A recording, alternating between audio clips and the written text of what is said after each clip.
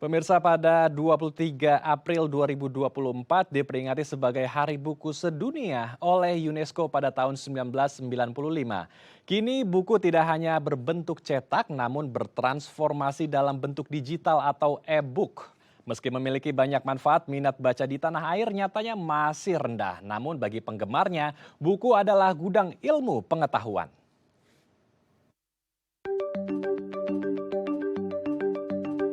Hari Buku Sedunia atau World Book Day diperingati setiap tanggal 23 April. Ditetapkan pada tahun 1995, Hari Buku Sedunia diharapkan dapat meningkatkan kembali minat baca. Namun, seiring berkembangnya zaman, minat baca buku di Indonesia masih rendah. Menurut data UNESCO, minat baca buku di Indonesia hanya berada di angka 0,001%, atau dari 1.000 orang hanya 1 orang yang gemar membaca buku. Di tahun 2023, Indonesia berada di peringkat 60 dari 61 negara dalam program for International Student Assessment atau PISA terkait minat baca. Angka itu sangat mengkhawatirkan dan menunjukkan perlunya tindakan segera untuk meningkatkan minat baca di Indonesia. Ya, untuk membahasnya lebih lanjut kita telah terhubung langsung dengan Anindito Aditomo selaku Kepala Badan Standar Kurikulum dan Asesmen Pendidikan dari Kemendikbudristek RI. Kita langsung sapa narasumber kita. Selamat siang Pak Nino, apa kabar di sana? Assalamualaikum Pak. Waalaikumsalam, selamat siang Pak Andrew, apa kabar semuanya? Kabar kami juga dalam keadaan yang baik dan sehat. Kita langsung saja membahas tentang minat baca masyarakat kita, Pak Nino. Kalau dari kacamata Anda, angka minat baca kita dan literasi kita sebetulnya hingga saat ini sudah seberapa jauh? Di angka berapa, Pak Nino? Mengenai ini, sebenarnya kita harus bicara tentang apa yang dimaksud dengan literasi. Literasi itu konsep yang bukan hanya multi jenjang, jadi berlevel-level ya, bertingkat-tingkat, tetapi juga multidimensi. Multidimensi ini ada dimensi kemampuan atau keterampilan, dimensi motivasi, dan dimensi konteks, seperti jenis media dan tujuan membacanya. Nah, pada tiap dimensi ini ada banyak levelnya. Misalnya untuk dimensi kemampuan atau keterampilan, kita bisa bedakan antara literasi yang sekedar melek huruf, bisa menyuarakan apa yang dibaca, dan memahami apa yang dibaca, menyarikan apa yang dibaca, sampai mengevaluasi dan bahkan mensintesis informasi dari apa yang dibaca. Itu kan beda-beda sekali gitu ya. Dan kita juga bisa melihat dimensi lain seperti Mas Andrew sampaikan tadi, minat baca. Seseorang yang terampil membaca, bisa menyarikan apa yang dia baca, belum tentu loh senang dan punya kebiasaan membaca secara mandiri. Bisa jadi mereka membaca hanya ketika terpaksa. Kalau ada tugas di kantor atau di sekolah, ada ujian dan seterusnya. Padahal membaca juga harus menjadi budaya dan kebiasaan. Ya. Jadi kembali ke data yang tadi dikutip, 0,1%, itu perlu dipertanyakan dulu itu data dari mana, dan mencerminkan apa di situ. Apakah minat, apakah kemampuan, dan kemampuan pada level apa. Nah, kalau ditanya data yang terbaru, sebenarnya data tadi yang 0,1% itu kami coba cari, itu data sudah lama sekali dan sulit dicari koran atau sumber yang sahihnya. Nah, ini termasuk literasi juga nih, mengutip data yang kesahihannya perlu kita cek juga gitu ya. Kalau kita bicara data yang terbaru, sebenarnya kita punya asesmen nasional yang mengukur tingkat kemampuan memahami bacaan murid SD kelas 5, SMP kelas 8, dan SMA, SMK kelas 11. Di situ memang kita punya persoalannya. Baru sekitar 50-60% siswa kita yang bisa menyarikan, memahami sebuah teks sederhana yang mereka baca. Seharusnya ini 100%. Jadi kita masih jauh, meskipun sudah ada peningkatan sejak tahun 2021, ini masih 50-60%, jadi jauh terlalu rendah. Tapi kalau kita bicara melek huruf, sekedar bisa menyuarakan bacaan, itu sudah hampir 100%. Tentu kita nggak ingin berhenti di melek huruf saja, kan? Harus bisa mencapai literasi yang lebih tinggi. Ya. Dan ini memang masih ada persoalan gitu ya di sini. Ini harus kita tangani bersama-sama. Baik. Jadi angkanya sudah membaik dan untuk melek huruf ini juga sudah lebih baik dari tahun-tahun sebelumnya ya, di mana buta huruf terutama di daerah-daerah terpencil ya, daerah 3T apalagi, terluar, tertinggal, dan terdalam itu juga menjadi persoalan pelik. Tapi sebelum ke sana saya juga ingin mengetahui bagaimana dengan rasio jumlah buku kita terhadap penduduk yang ada di Indonesia. Apakah sejauh ini kalau dari kacamata Anda, Kemendikbudristek, rasio nasional buku terhadap penduduk kita di Indonesia apakah sepadan atau sebetulnya masih sangat jauh sekali, Pak Nino?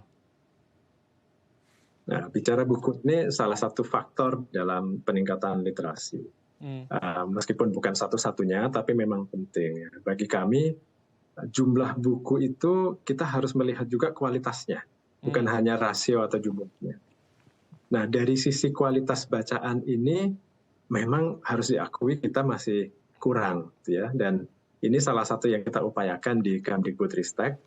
Ada pusat perbukuan di bawah BSKAP, Kemendikbudristek, yang mulai beberapa tahun yang lalu kita membuat sistem penjenjangan buku bacaan. Jadi kita sekarang sudah punya secara resmi jenjang-jenjang tingkat kompleksitas bacaan, mulai dari jenjang paling dasar sampai ke yang paling kompleks. Ya. Dan pusat perbukuan Kemendikbudristek sudah membuat buku-buku contohnya untuk tiap-tiap jenjang itu. Jadi Bapak dan Ibu yang ingin mendapatkan bacaan bermutu sesuai dengan jenjang atau tingkat kemampuan membaca kita atau anak kita atau murid kita, itu bisa mengecek langsung secara gratis ya di laman perbukuan kita, buku.kemdikbud.go.id. Di sana cek nanti buku bacaan berjenjang. Ada banyak buku yang bisa diunduh secara gratis dan bagus-bagus sekali. Ini dihasilkan oleh para penulis, para ilustrator Indonesia yang paling top lah. Kita banyak sekali dibantu oleh komunitas kreatif di Indonesia. Jadi betul kalau bicara tentang supply bukunya masih kurang dan terutama kualitasnya yang masih kurang. Dan sekali lagi ini sesuatu yang kita tangani bersama-sama. Kita mengajak juga para penerbit buku di seluruh Indonesia untuk melihat sistem penjenjangan buku itu dan melihat contoh-contoh buku-buku model yang kita hasilkan supaya bisa pelan-pelan kita membanjiri gitu ya pasar buku Indonesia dengan buku-buku yang berkualitas, dan kriteria kualitasnya ini adalah buku yang membuat anak itu membaca, bukan buku yang menurut kita bagus sebagai orang dewasa gitu ya, tapi buku yang ketika anak lihat covernya, baca-baca, dia akan tertarik untuk buka-buka dan dia akan tertarik untuk melanjutkan membaca. Jadi timbul rasa penasarannya. Itu kriteria terpenting dari kualitas buku bacaan. Baik, jadi buku berkualitas yang jumlahnya masih belum masif ya, apalagi disebarkan ke daerah-daerah yang mungkin terpelosok begitu. Oke, saya mau masuk ke daerah-daerah yang terpelosok atau daerah-daerah 3T ya, terluar, terdepan, atau tertinggal begitu. Ini juga menjadi persoalan pelik, PR juga bagi pemerintah untuk bisa menyalurkan buku-buku di sana agar minat baca, kemudian literasi juga bisa meningkat di daerah.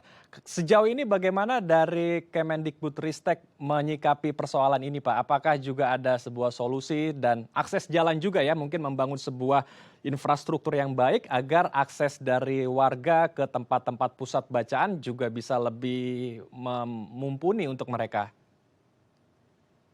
Ya, persoalan infrastruktur tentu itu perlu ditangani ya.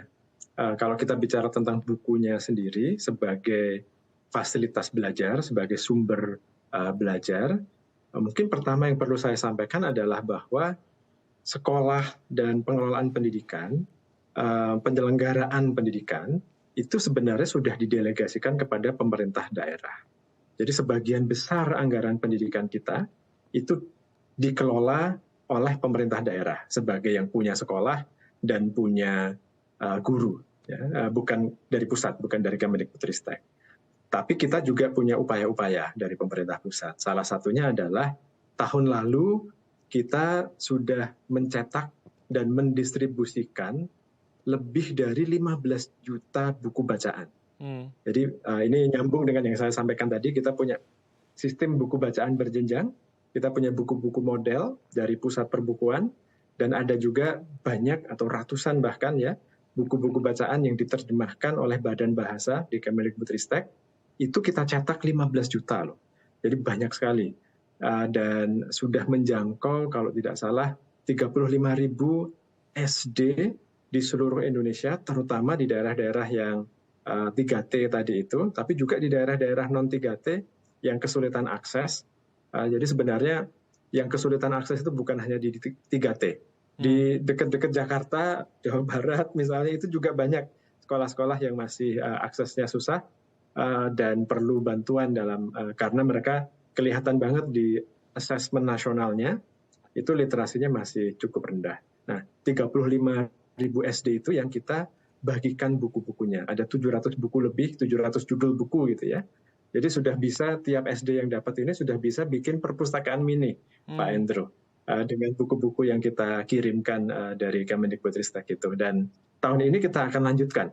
Ada 20 juta lebih buku bacaan yang bagus-bagus, yang menarik untuk anak-anak yang akan kita kirimkan kepada SD-SD yang masih memerlukan ya. Dan sekali lagi ini bisa jadi pojok baca atau perpustakaan mini di sekolah itu.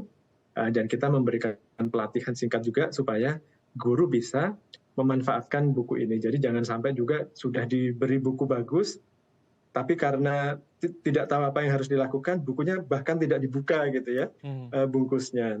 Ini penting banget. Kalau dapat kiriman buku dari Kemendikbudristek, segera dibuka, segera pajang di ruang-ruang kelas, buatlah perpustakaan mini, ajak anak-anak untuk membaca buku itu sebagai bagian dari pembelajaran. Jadi ini bukan ekstra. Ini adalah bagian dari penerapan kurikulum merdeka yang orientasinya adalah pada penguatan literasi, budaya literasi di sekolah. Baik, menarik sekali perbincangan kita. Kita akan lanjutkan lagi lebih dalam, Pak Nino, tapi usai jeda ya, Pak. Baik, pemirsa, jangan kemana-mana. Kami akan kembali sesaat lagi.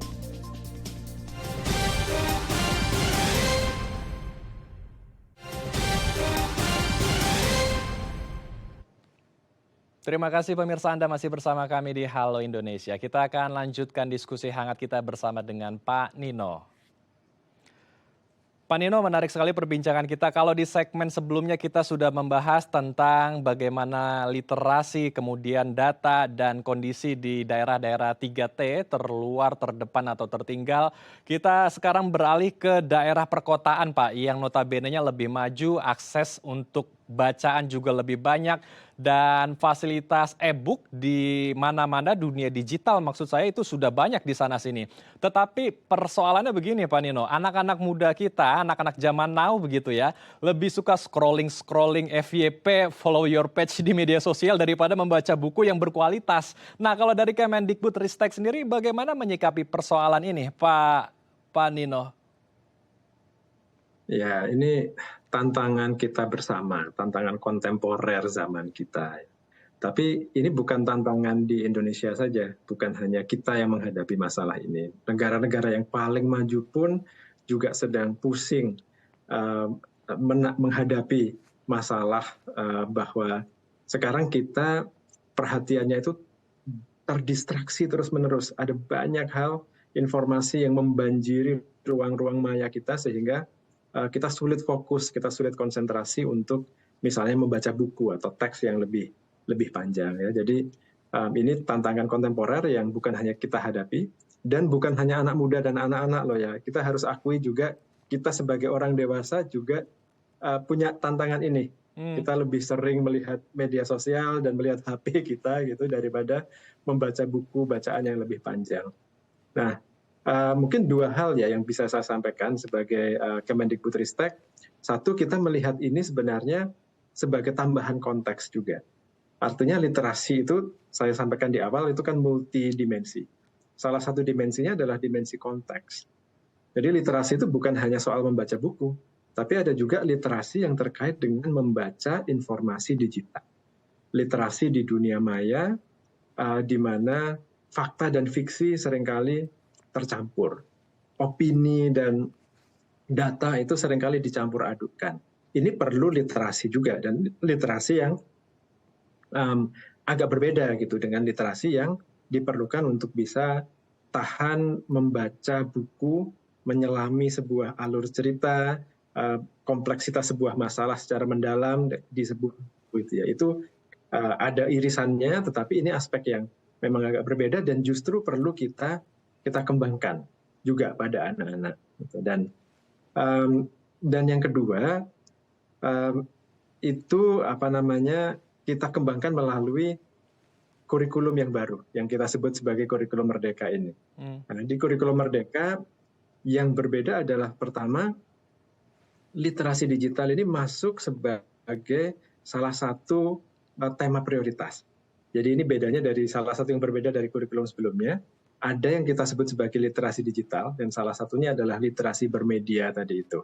Literasi untuk berselancar di media, membedakan fakta dan fiksi yang menjadi semakin penting karena dengan artificial intelligence sekarang bahkan video saja itu bisa diciptakan ya dengan kecerdasan buatan seolah-olah itu merupakan sebuah fakta. Jadi garis batas antara fakta dan fiksi menjadi semakin kabur lagi. Nah, dan yang kedua, literasi secara umum pun itu kita beri waktu yang jauh lebih banyak di kurikulum merdeka. Bukan hanya 15 menit membaca, tetapi seluruh jam pelajaran bahasa Indonesia, 2-3 jam seminggu, itu adalah untuk literasi. Baik, jadi ada berbagai upaya yang sudah dilakukan dari Kemendikbudristek ya, masih membahas tentang bagaimana meningkatkan minat baca pada generasi muda di perkotaan nih. Tadi Pak Nino sudah menyebutkan dari kurikulum merdeka sudah ada upaya untuk meningkatkan 15 menit membaca sebelum kegiatan belajar mengajar dimulai. Tetapi apakah lebih dari 15 menit, 30 atau dalam satu mata pelajaran bahasa Indonesia misalnya itu diperpanjang untuk bisa membaca anak-anak di sana. Tetapi persoalannya apakah cukup hanya sekedar membaca saja atau sebetulnya harus ada sebuah aturan baru ketika membaca, anak tersebut harus bisa menjelaskan apa yang dibaca, kemudian setelah dia menerangkan apa yang dibaca, mereka juga harus bisa menulis apa yang diterangkan, dan setelah dia bisa menulis, ya mereka juga bisa mempraktekkan ilmu yang sudah dibaca dan juga ia tulis, sehingga literasi kita betul-betul bisa lebih proper, bisa firm, dan bisa diaplikasikan di anak-anak muda kita. Ya, betul sekali. Jadi tidak bisa hanya berhenti pada membaca saja, tetapi apa yang dilakukan dengan bacaan, apa yang dilakukan dengan informasi yang dibaca, itu yang sebenarnya harus dikembangkan terus-menerus ya melalui interaksi baik di rumah maupun di ruang-ruang kelas di sekolah. Dan ini yang menjadi fokus dari kebijakan-kebijakan baru di Kemdikbudristek melalui kurikulum merdeka, melalui asesmen nasional, rapor pendidikan. Kita orientasinya adalah pada membentuk literasi sebagai fondasi untuk belajar sepanjang hayat. Nah, ini belajar sepanjang hayat itu kunci sekali karena zaman kita sangat-sangat cepat berubah, tantangan yang dihadapi tahun lalu sudah beda dengan tahun ini. Pekerjaan-pekerjaan yang 5 tahun yang lalu itu trendy, sekarang mungkin sudah tidak relevan lagi. Dan karena itu tahun-tahun mendatang juga akan ada banyak profesi dan pekerjaan yang mungkin tidak bisa kita antisipasi atau sulit kita bayangkan sekarang. Karena itu yang paling penting justru adalah kemampuan adaptasi, kemampuan untuk terus-menerus belajar sepanjang hayat. Dan fondasi dari itu adalah literasi tadi itu ya. Makanya di kurikulum merdeka betul sekali tidak hanya membaca saja, tetapi membentuk kemampuan untuk mengolah informasi, untuk mensintesis informasi, dan menciptakan karya-karya dari apa yang dibaca. Dan kalau tadi saya sebutkan bahwa sekarang bahasa Indonesianya sudah orientasinya pada literasi, jadi seluruh waktu bahasa Indonesia itu bisa dipakai untuk kegiatan pengembangan literasi. Karena fokusnya memang di sana sudah, fokusnya bukan lagi tata bahasa, informasi tentang pengetahuan tentang bahasa Indonesia, tetapi kemampuan literasi itu sendiri. Nah, tapi tidak cukup bahasa Indonesia saja. Semua mata pelajaran sebenarnya harusnya mengembangkan literasi. Matematika, IPA, IPS itu juga seharusnya mengembangkan daya nalar dan kemampuan anak-anak untuk mencerna bacaan ilmu sosial, bacaan ilmu alam, bacaan tentang agama, bacaan tentang Pancasila, kewarganegaraan, gitu ya, sebagai bagian dari pembentukan kemampuan dan budaya literasi di sekolah. Begitu Pak Andrew. Jadi tidak hanya di bahasa saja, di mata pelajaran bahasa Indonesia yang ada di sekolah, tetapi kalau bisa semua mata pelajaran ya juga mewajibkan anak-anak mengerti apa yang dia baca. Jadi tidak hanya sekedar membaca, tetapi ada sebuah pemahaman yang betul-betul diresapi sehingga literasi kita betul-betul meningkat di sana. Baik, kalau untuk orang tua, mungkin orang tua juga menjadi salah satu penyokong agar anak-anak memiliki minat baca yang tinggi di rumah. Agar bisa menstimulasi agar anak-anak mau punya keinginan sendiri mau membaca. Apa yang perlu dilakukan orang tua agar anaknya juga bisa memiliki daya tangkap yang cepat dalam menyikapi sebuah persoalan sehingga ya semua anak-anak kita betul-betul cerdas ke depannya, Pak Nino? Bicara tentang kita sebagai orang tua, tentu pertama-tama yang harus kita lakukan adalah bercermin, berefleksi ya. Bagaimana kemampuan dan budaya dan kebiasaan literasi, kebiasaan membaca kita sendiri ini di rumah. Kalau anak-anak melihat kita juga melihat HP terus-menerus di rumah, bagaimana kita bisa meminta mereka untuk tidak tenggelam di dunia media sosial, di dunia digital. Jadi pertama-tama kita sendiri harus bercermin dan ini tidak mudah. Saya tahu sekali lagi kita semua menghadapi masalah distraksi oleh berbagai media yang ada sekarang di HP kita, di laptop gitu ya. Nah, ini dulu yang perlu kita tangani. Kita sebagai orang tua perlu membangun kesadaran dan budaya literasi kita sendiri. Nah, setelah itu baru kita mengajak anak-anak kita untuk bisa mencintai dunia bacaan. Jadi kita memperkenalkan anak-anak pada buku-buku, pada bacaan-bacaan yang sesuai dengan minat mereka, yang bagus, gambar-gambarnya, ilustrasinya bagus, topiknya relevan buat mereka. Kalau anak masih muda, saya pribadi akan menyarankan jangan diperkenalkan dulu pada HP dan media sosial, karena itu bisa adiktif. Ya, jadi kalau anak-anak masih usia PAUD, usia TK, bahkan SD awal, sebaiknya tidak perlu diperkenalkan pada HP dan media sosial terlebih dahulu. Untuk membentuk fondasinya dulu, jadi perkenalkan pada buku-buku bacaan yang bagus. Kita duduk dengan mereka, buat rutinitas, buat ritual di mana kita membacakan buku, menanyakan pada mereka apa yang dibaca, berdiskusi tentang apa yang dibaca, gitu ya, menanyakan pendapatnya dan seterusnya, mengajak ke toko buku. Itu perlu menjadi kebiasaan terutama di usia-usia awal. Baru setelah mereka mungkin SD tingkat atas atau remaja itu bisa kita perkenalkan pada media sosial dan sama dengan di usia-usia awal ketika remaja juga kita perlu dampingi ketika mereka mulai mengenal media sosial itu. Jadi tidak dibiarkan sendiri gitu ya. Baik, jadi itu ya, harus bisa lebih bijak orang tua, harus bisa menjadi contoh, bisa menjadi role model kalau saya tarik garis kesimpulannya. Dan kita harapkan juga diskusi kita ini juga bisa memberikan insight baru bagi para pemirsa di rumah dan orang tua agar anak-anak kita bisa lebih meningkat lagi minat bacanya sehingga literasi di Indonesia juga lebih tinggi. Terima kasih Pak Nino telah bergabung bersama kami di Halo Indonesia. Salam sehat, Assalamualaikum Pak Nino. Terima kasih Pak Andrew, waalaikumsalam, salam sehat, selamat siang Bapak Ibu semuanya.